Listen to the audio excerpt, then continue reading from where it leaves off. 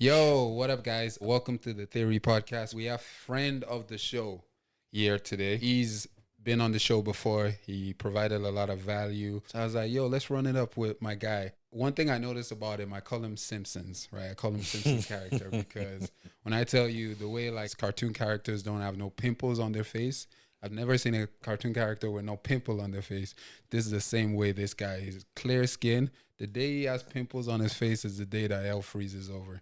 Because I saw him with bags under his eyes one time, and I was like, "Yo, Maze, who died?" Like, because it's such a rarity. Business is booming right now. His network marketing business. Since the last time he's been on here, he's been a guest on YFM show, radio show. He last month he was the part of the top 10 distributors in South Africa Herbalife business. Team Awesome. The Team Awesome. Team Awesome, yeah. Yeah, we don't want to cap. So yeah, the Team Awesome, which includes a lot of top performing people in South Africa. Some people call him Charlton, some people call him Mason.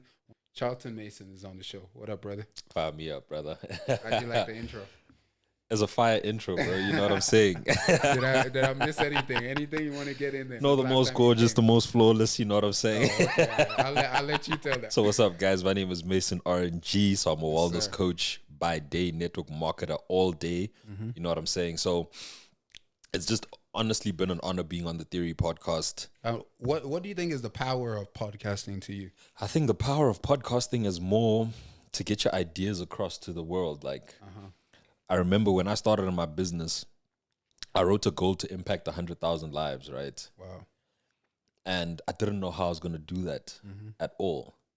But when you set the goal, the ideas start to flow. So I think that's when the podcasting aspect, bear in mind, I only had like 700 followers on Instagram. I had no real social reach whatsoever. But the idea and the inspiration and the drive was there. So I think the podcasting was kind of taking the visual and putting context to it. So when someone posts a fire picture on Instagram, you just see the fire picture, but you don't see the work behind it.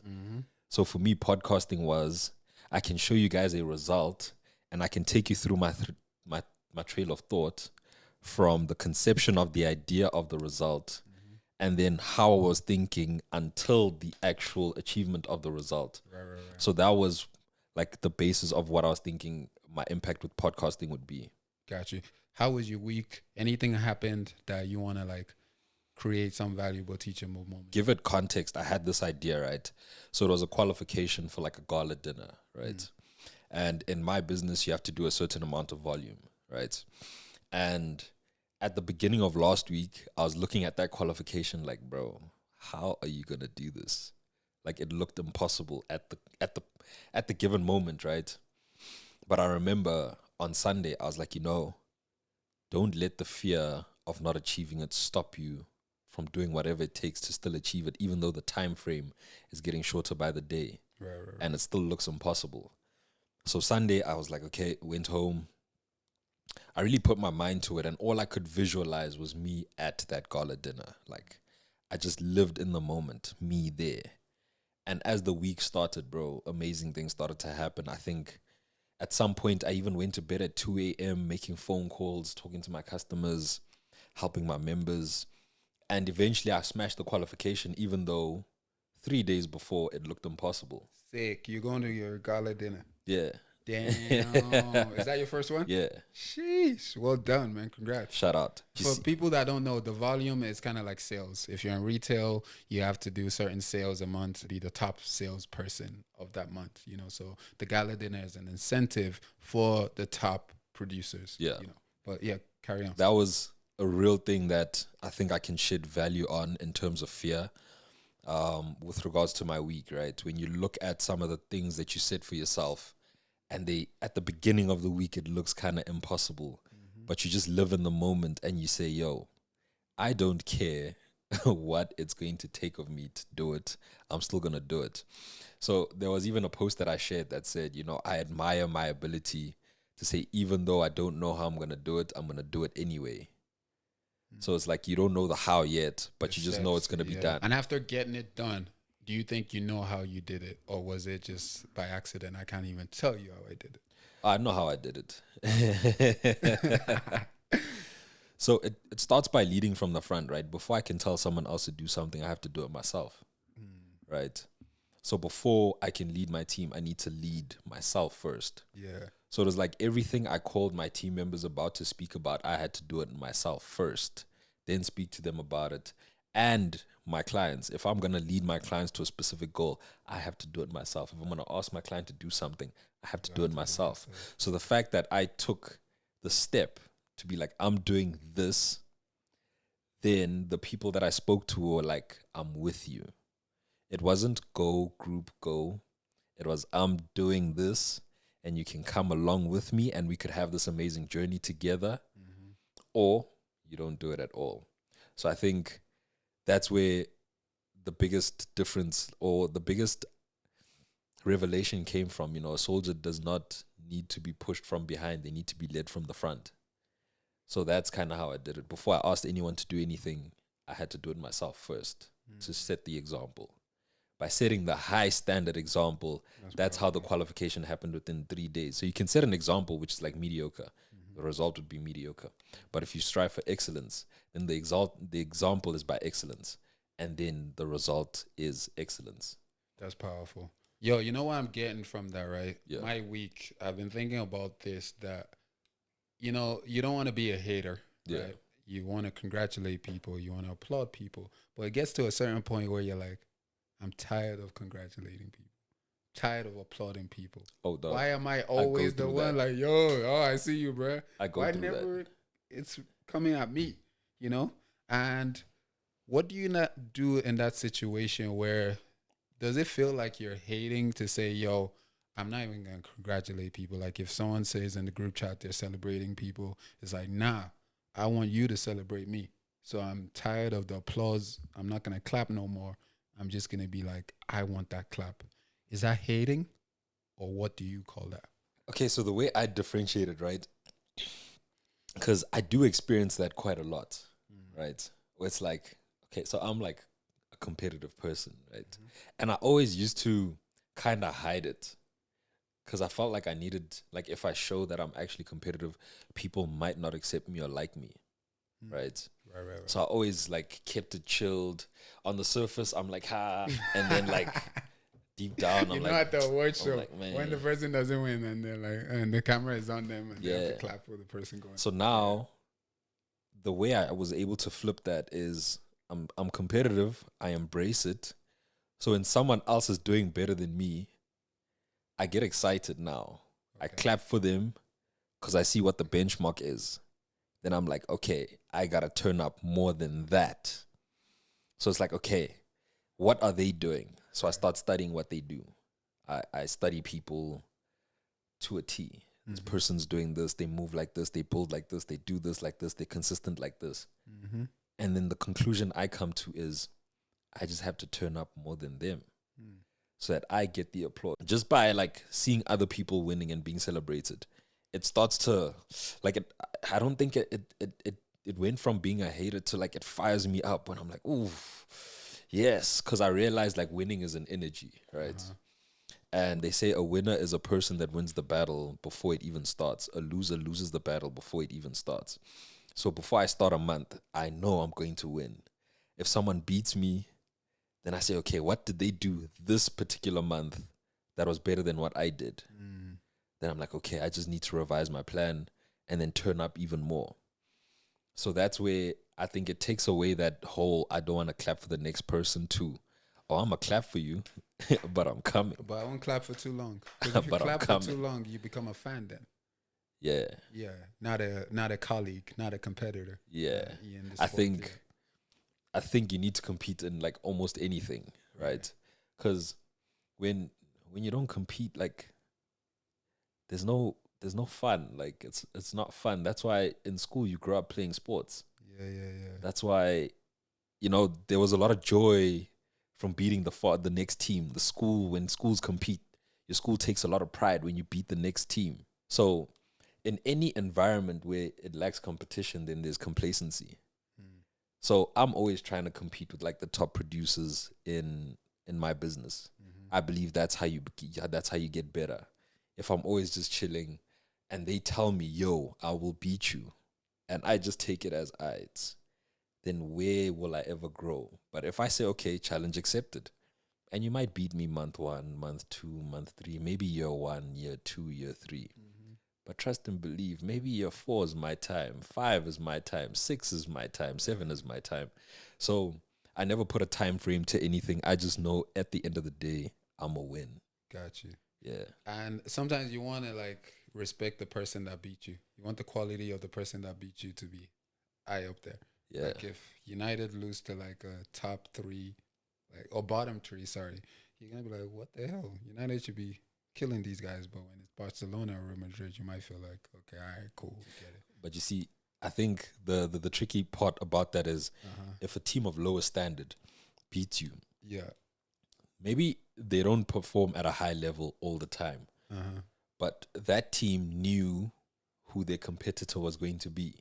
They say, okay, we're going to compete against Man United. Yeah. We need to train our asses off. Because the respect they had for you. So their exactly. So their preparation for you was way more than they've ever known. Yeah. Because they know this team is here.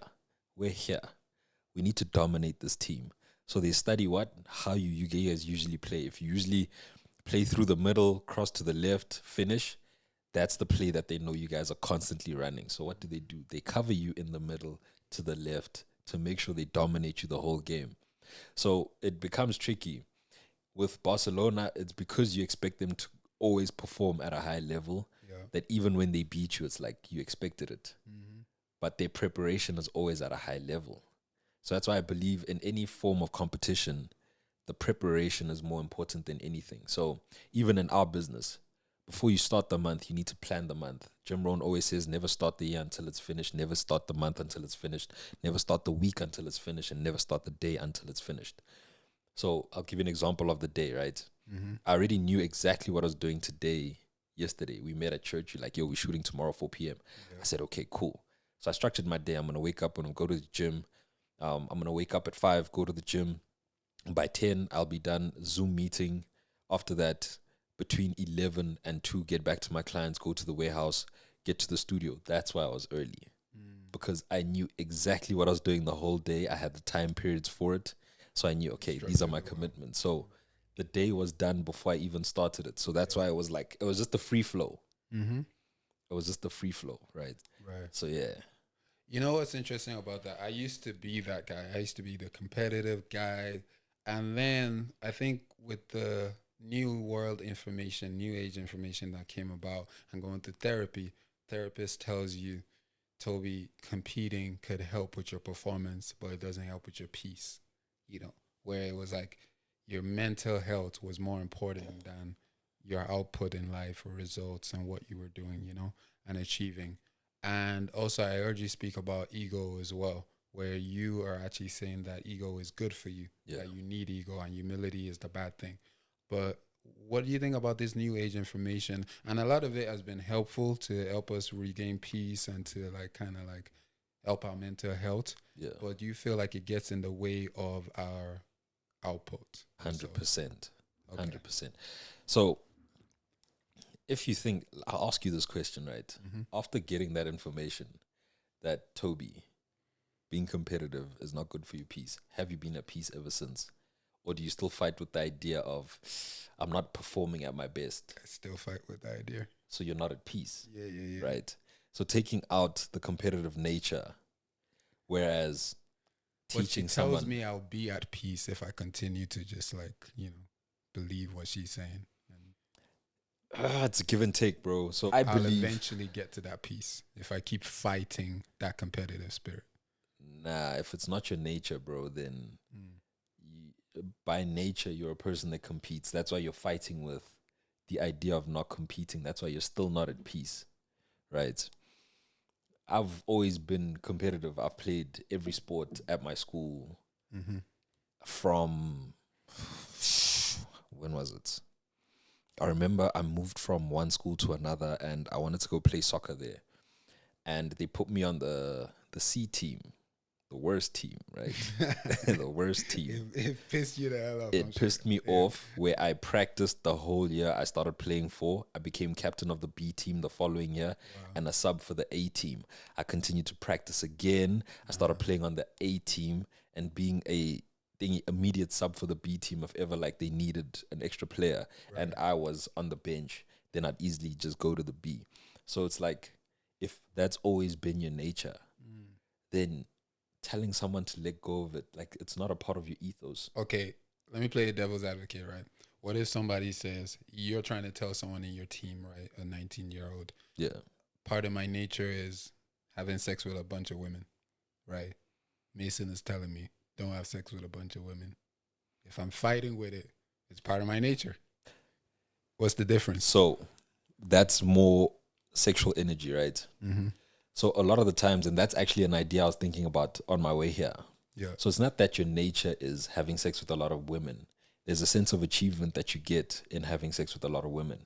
So if you take that energy and transmute it into creating other things, I think you'd still receive a high level of achievement. You'd have results that show over time rather than how many bodies that you've dropped in that same period. But you're still feeding the ravisher in you. There's the ravisher and the ravishee. The ravishee takes what life has, like, is giving them. Says, yo, the ravisher always wants to dominate, conquer, achieve stuff.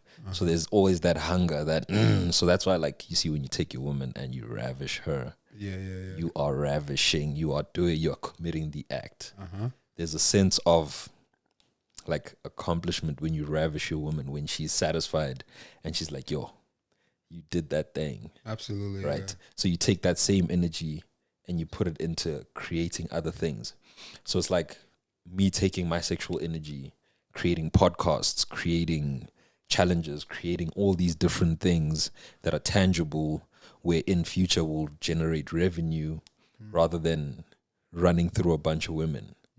So it's not that sleeping with a lot of women is your nature. Your nature is competing, achievement.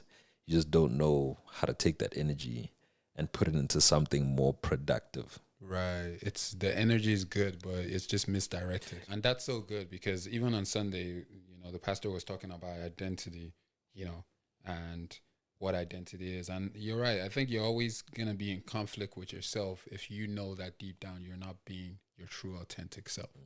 The last time we spoke about romantic relationships, let me put relationships in a different perspective today, right? The relationships you foster with people are very important, right? Who you have around you. I've always heard you are the sum total of the 5 people around you, right? So it's something that I always battled with. Yeah, I battled with it growing up. I was always trying to please people around me. I was always, there for people at all times, like no matter what, right? I was always trying to fit in with everyone to a point where, like, I drink excessively just because everyone else is drinking excessively. And I try fit in with the crowd I was with at the time, because your crowds change over time, right? But it all depends on what type of crowd you want to have around you. I've always wanted to have a good crowd around me, and I say love to all my boys that I've made, like, throughout the years, right? And we love and respect each other.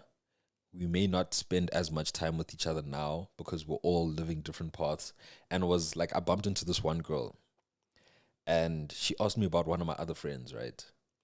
And my friend, like, he drinks a lot, right? Like, he's a groovist. He drinks a lot, right? Still. And I decided to go the health and wellness route because that's who I was growing up. Sports, started lifting when I was 17. I've always been the health and wellness guy, right? I only started drinking at 19 at varsity because the crowd I was with in varsity was drinking, right? So she was like, yo, you're more mature than them now. I said, no, it's not a matter of maturity. It's a matter of lifestyle choice. So I had to make sure that even if she sees my friend again, she doesn't think, no, Mason doesn't do this like this because he's more mature than him. Mason doesn't do this and this because he's on a different path. So not to degrade or diminish the respect for my friend. Okay. Right? Because I always tell him, I say, bro, if this is the life that you've always envisioned living and you are enjoying it, I'm happy for you. I love to see it. Yeah, it's like a footballer that doesn't indulge in drinks is not more mature than like a club promoter who has to indulge in drinks. Right. Yeah. So it's all personal choice. So I had to really distinguish that and stipulate the fact that it doesn't affect our relationship. I say, yeah, I love my boy. We talk occasionally, not as often as we used to, because our day-to-days look different. Our day-to-days look totally different. So we can't be communicating a lot. But if I call and say, boy, pull up, he'll pull up. If he calls me and says, my boy, when you're free, pull up, I'll pull up. That's real. And the time we have together is more powerful than me trying to see him every day. So even if I see my boy, like I saw him last week for the first time, I think in 4 or 5 months. And it was just like, yo, short, what's up? And it was like brothers. Yeah. We caught up. I said, my boy, let me go train. He said, all right, sharp. And there was no beef, no nothing. So your relationships, taking care of relationships. I've seen people do this, right? When they enter, let's say, a different phase in their life, they bash their old relationships. Yeah. Talk about it. Right? They bash their old relationship. But you never know if you might need that friend of yours again in the next 5, 10 years. You never know. But it's coming to a level of maturity within yourself where you understand that, no, this person is just on a different life path than me currently. Right? I respect everybody. Because I don't know, whatever point you're at, I don't know what you went through to get there. And you don't know what I went through to get to where I'm at right now, right? It seems holier than thou to say, yo, just because you're not walking this path, I can't rock with you no more, you know? Yeah. And one thing I like about you is, you know, Herbalife can be cliquish, you know, in terms of the distributors in South Africa. So there's sometimes where you as a distributor might fall off in the meetings or in Herbalife in general. And then it's almost like we can't kick it with him anymore because he's not part of our clique. Like he's not really invested at this specific time. Yeah. Do you feel like if you were to leave Herbalife, you would still have those relationships, or are they just being fostered because you're part of what they're doing? It's interesting. I don't think I can really answer on that because I'm not sure. Because I'll never leave Herbalife. So I'm not sure, right? It's like but with you don't people, think it should be that, right? I can talk about my relationships with people that have come with me and dropped off, right? Mm-hmm. So I can only speak on like how I react. Yeah. I say, yo, there's no beef. Like, Are you sure? I'm still chilled with everyone, right? Okay. But the only thing I beef with is if someone stops personally developing. Because if you're not progressing, you're regressing, right? So I don't have beef with people. Like I'm normal. It's Herbalife. It's a lifestyle. It's a way of life, right? The biggest thing I've come to learn is personal development. So if you were positive with me when we were kicking it in the business, and you fall out and become negative, I won't kick it with you. I see. Because you're negative now. You're gonna kill my energy. Yeah. But if you're still doing your thing and you whatever it is you're doing and you're killing it, and accounting or something, I say shout out. Yeah. Shout out. I will cheer you on, right?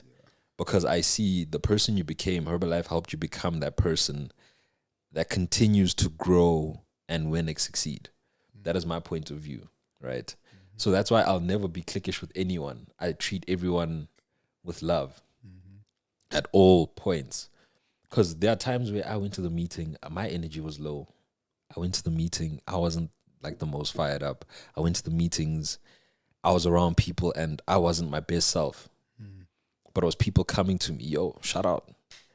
Where I went home and I looked at myself, I said, nah, there's so much more for me.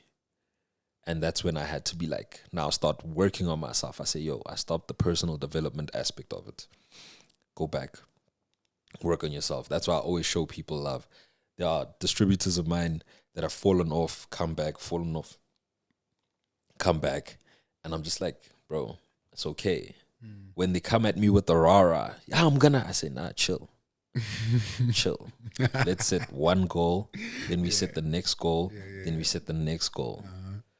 Because it's crazy. I broke it down to one of Katini's members on Saturday. I was like, bro, the reason, because we bumped into each other at a meeting, and I told him, I was like, your energy's on the floor, bro. Wow. He's like, how do you know? I'm like, bro, trust me. When I talk about something, I've probably been in your shoes. I said, I can see it. More so, I can feel it. Right. And then I was like, so we ended up like sitting, we went out. It was like a young dinner, and we were setting our goals, right? Everyone's setting their goals. And now we're asking each other, so what did you write for this? What did you write for this? So PPV, personal thingy, volume, right? Mm-hmm. Personally purchased volume, which is your personal sales. So he set a massive goal, right? Unrealistic. It's realistic to someone else, Yeah, just yeah. not to him at the moment. He set a goal. And I said, you know why every month your spirit is dying? I said, it's because you keep missing that huge goal. I said, what's your average? He told me his average. I said, just work on improving, getting better, just slightly better than the average you did last month. And when you start to do that, you're building these little wins where now the goal just keeps growing and growing and growing and growing. Then eventually you grow into the big goal. So you might have the idea for the big goal. You say, yo, I want to do 1,000 personally purchased volume, right?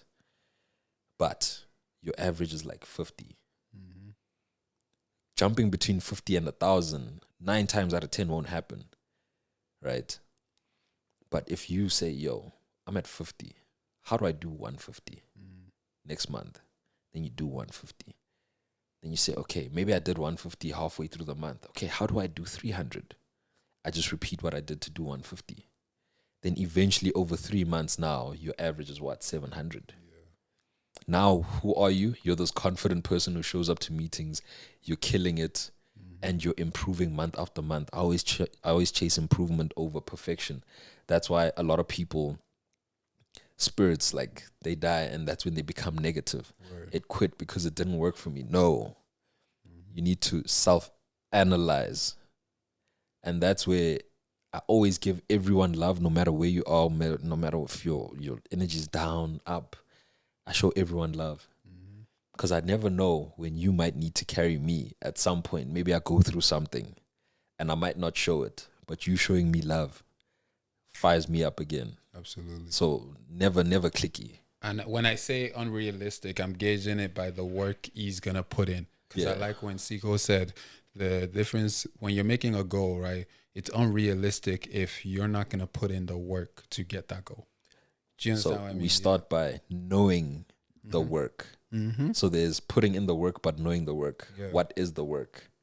If I can't get one customer, how am I going to go fetch 20 in 1 month if I can't get one? Yeah. I sent one of my first distributors a message. Actually, my second. I sent my first one a message. I said, yo, thank you for joining and believing in the vision that I had when we started. Just you signing up gave me the confirmation that I could do it over and over and over. And then I signed my second distributor. Then I said, okay, this is the work. This is the process I need to follow.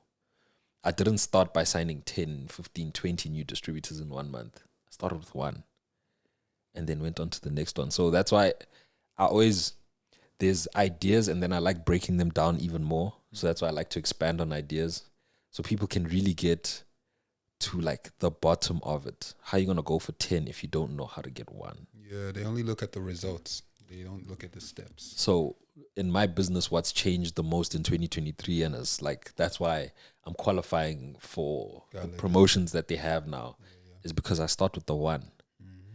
Yo, you came into this business before we talk about the highest levels that Herbalife has to offer or network marketing has to offer. Let's talk about your first profit. Let's talk about your first wholesale. So we understand what we did to get it.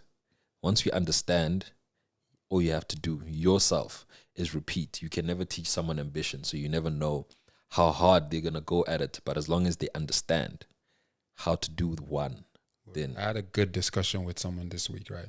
They were like, Toby, you're a bit judgmental. You know, you have to not be very too judgmental on people's lifestyles and things that they're doing because... So I was having a conversation with her because, just to provide context, she's friends with two people that are seeing married men. You know, they know the men are married and they continue to be in relationship with these men. And I was like, do you respect marriage? Would you like to get married one day? Why are you still being friends with these people? Or I'm not necessarily saying that she's got to cut off the friends, I guess. That's too much to ask for because they've been friends since youngin. But I was just bringing it up to her that, are you comfortable with this? You know, when you meet with them and they tell you about their things with these married men. And then she just said I was judgmental. So I said to myself and to her, I was like, can you uphold your morals without being judgmental? To some extent, I feel like being judgmental has actually helped me with being moral. Because if you see a fraudster doing something, you've got to not condone that behavior for you to also feel like that's morally wrong. If you see just different people who are living different lifestyles. So I think that was a good question to ask, and I'm open to the answer that can you still remain moral if you're not judgmental? Or is being not judgmental mean giving everybody a pass for whatever they choose to do, whether you're a pedophile, whether you're a rapist, whether you're a fraudster, you beat women. Oh, I'm just not going to judge you. Let's see. You need a bit of judgment, right? Yeah. To feel like something is morally wrong. Very, very interesting question. So you know that whole aspect of Newton's third law. No, break it down. So for every action, there's an equal there's and opposite reaction, reaction, right? So how do I break it down in that form? Simplest form. So it's like you might not condone what the next person's doing, but you know the consequences of what they're doing. So let's say someone is with this married man, right? You know the consequences is you could cost that man his marriage. There could be a divorce, loss of money, broken family, and stuff like that. So you might not condone it. You make it known that, yo, I find this morally incorrect. So you personally don't partake in it because people, there's different facets to people, right? Different aspects of them. So you might like 4 out of the 5 aspects of them. You just don't agree with this 5th one. So over time, they know that you don't agree with this 5th one, which is seeing married men. Yeah. But the other 4 you agree, you guys are in alignment with. But over time, you're going to start getting annoyed with just this little one. And that little one starts to erode the relationship. You never know at what given point in time. Maybe if she gets married, she'll be thinking about, is my man seeing a girl outside of that? So it's going to kill her slowly. Yeah. Maybe it doesn't. But that's how far I think, right? I say, okay, whatever's happening now, I'll think about it in future. So she might be in a marriage, but she has no peace because now she's gone maybe 5 years with this friend that's been dating this married man for 5 years. So her first 5 years in her marriage, she's unsettled. Absolutely. Because she's thinking, I watched my friend do this for 5 years. And the guy kept lying, saying he was going to leave his wife. Never happened. So now she's living in suspended terror in her relationship and in her marriage. So to an extent, being judgmental does save you. But being judgmental, I think, comes from having personal standards for yourself. That's your personal standard. You don't condone it. It's not something you would do. So that's why if someone else does it, it starts to affect you. I've learned myself personally, I have more peace where I say, I don't do this. As long as you know what the consequences of what you're doing are and you can sleep with it, by all means. If you're a pedophile, you're going to end up in jail. If you're cool with spending the next 5 to 10 years in jail, sharp. You probably get killed in jail for being a pedophile because there's different crimes that'll get you killed. Yeah. Right. So there's for every action, there's a reaction. So it's a lot of things where I don't judge people because I don't know how you were brought up. I don't know what background you come from, what household you came from, where you saw these things and might have learned it. What I do try is understand you, so that I can maybe guide you to be like, yo, especially if it's something that like maybe I can speak on, but if I've never experienced it, seen it, then I won't speak on it. So it's like, what? Something you haven't done? Is that what you're thinking about? I'm trying to think, like, this past weekend they said only give advice on something you're qualified to give advice on. Okay. So don't just bombard people with information if you've never been in those shoes. So Kotini is one of my boys, and he was like, yo, this past weekend his spirit was down because his uncle had passed. Damn. And then I was like, bro, I understand how you feel, because even when I was starting my business, my uncle passed. Wow. Right. And I remember still showing up to meetings, being on Zoom calls. During memorial services, I'm in the car, bro. Zoom meeting.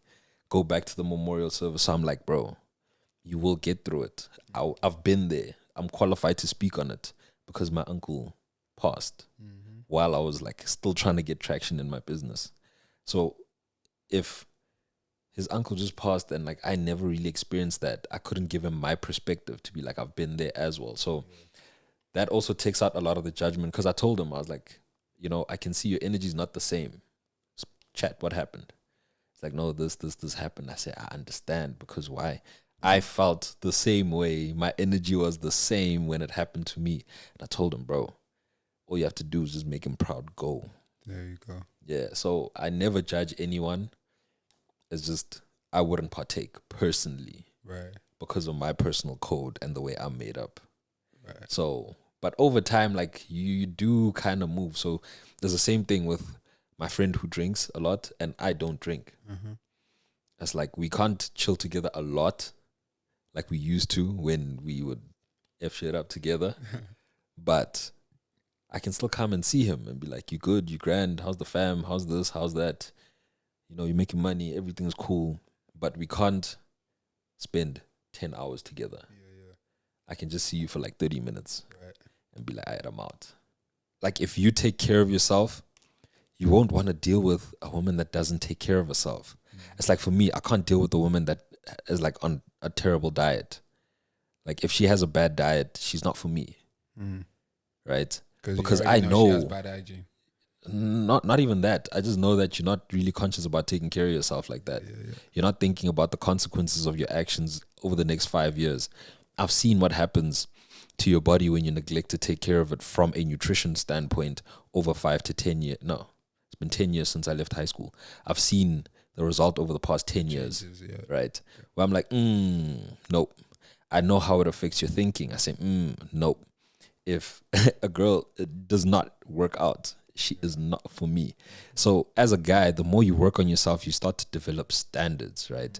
So a girl that you might have found hot like 2 months ago, just by working on yourself more, you say, we're not in alignment. This is going to take me out of alignment. So you then control your sexual urges. So no matter how hot a woman is, like, bro, to touch me, you gotta be on some things, right? So that's how I view myself. That's how valuable I view myself, because you don't know what I'm going to give the world tomorrow. So I can't risk throwing that away just off of like raw rounds. Like, yes, sir. Man, let's finish with a quote. My favorite quote of the week. It's only Monday, but it came from this gentleman right here, our guest, Mason. He said, blew my mind. You can be a copycat if you're copying the right cat. Yeah.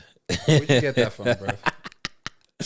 So, it was some network marketing training. Okay. But it was like personal training that I was doing for myself. And I was like, dude, I'll give it an example in this aspect. If you go into network marketing, you want to copy the top 1%ers. They say in order to be, you must become. So you study the habits of the top 1%ers. One of the habits of being a top 1% is being early. That's why now I'm practicing being early. Right? They say you don't chase success, you attract success. So what am I copying? I noticed one of my mentors always arrives at a meeting like at 15 minutes to, between 20 and 15 minutes to the start of the event. That's when she arrives. Wow. So I said, if she's been doing this my whole network marketing career, surely this is a habit I should copy because her bank account, she gets paid like this for the little habits that she does. The personal development. One leader practices personal development and works on themselves at such a rapid pace. They're in the top 1%, they're making that amount. I'm going to do that. If this one trains like this, uses the products like this, gets results like this, I'm going to do that. Yes, so you take a culmination of everything. That's why it's not bad to be a copycat unless you copy the right cat. If you've been in school, they say it's bad to copy. You can't copy your friend's homework. But if this guy is smart, bro, and he's getting it right, you better copy. You better. Why can't we win together? Yeah. So that's the thing about real life. Real life, you can copy as long as you copy the right cat. If I became a drunk today and you start copying me, you'll be a drunk too, right? Yes, my life is not going anywhere. Your life is not going anywhere. I say, Toby, let's go to the gym. Let's get better. Let's read books. Let's work on building our finances. You do that. At the end of 1 year, we're both better. We're both in better shape. We are both making money. So it's okay to be a copycat as long as you copy the right cat. Oh, man. Yeah. Ladies and ghetto, man. Mr. Mason, this is the Theory Podcast. We'll catch you on the next one. Shout out. Thanks for watching. Peace. Bless.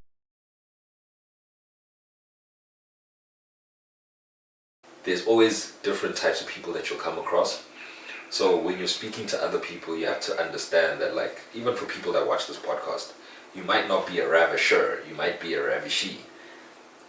Where we fight, like, our identity is like trying to take on an identity that it's not necessarily your nature, and trying to push the persona of it instead of slowly becoming it.